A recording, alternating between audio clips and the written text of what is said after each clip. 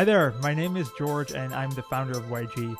We're a crowdfunding agency, but before I started this, I actually worked at Kickstarter on the design and technology outreach team. That's how I got into crowdfunding. Last year, I did a Reddit AMA and we're currently doing another one. And so here are some of the most common questions and questions from both AMAs that we have seen and that I get a lot of the time. So I'm just going to go through some Q&A and tell you the answers that I gave to some of the questions that I get online, both on Reddit and a lot in the agency and even when I worked at Kickstarter. So here's a question from someone who says, is there anything I can do leading up to a campaign / first few hours of a campaign to get better visibility from the algorithm?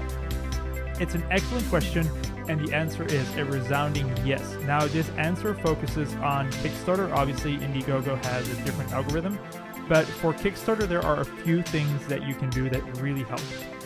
The first thing is get fully funded within the first 24 hours.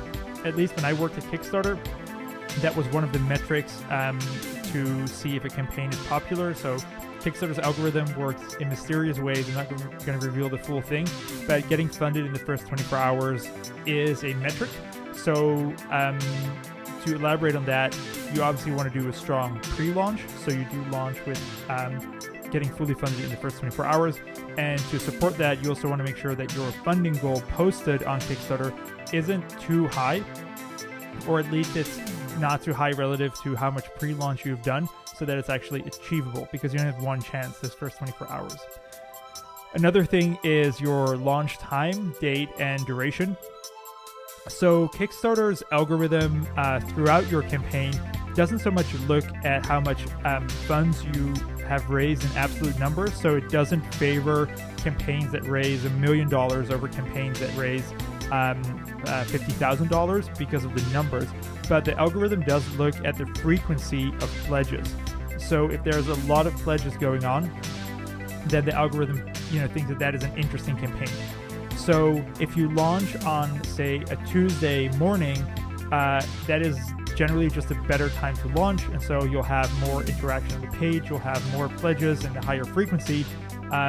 So that helps the algorithm. Obviously, this sounds, standard. Obviously, you want to launch at a good time, but this is why it is so important to make sure that you do launch at the optimal time, because say you launch on a Sunday night and there just isn't that much traffic, or on a national or public holiday, and you'll think, I'll just make up for that throughout the campaign, then you've kind of missed that 24-hour window. So get fully funded in the first 24 hours. Make sure that you have a great launch time so that there's a lot of activity and pledge volume, and those things really help the algorithm.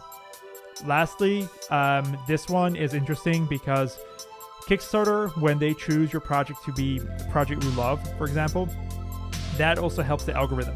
But getting project we love is something that the algorithm doesn't decide. It's something that Kickstarter's humans decide. I used to be one of those humans that decides that. So that's an editorial decision. Now, the only way to get that is either through just having your campaign be so cool that it just gets noticed within the Kickstarter team, or you can actually reach out to people who are outreach leads. That's my former job. Find them online, ask another creator who might have worked with Kickstarter before, and if they give you the Project We Love badge even before launch, which is possible because they can see your preview, then that really greatly helps the algorithm as well.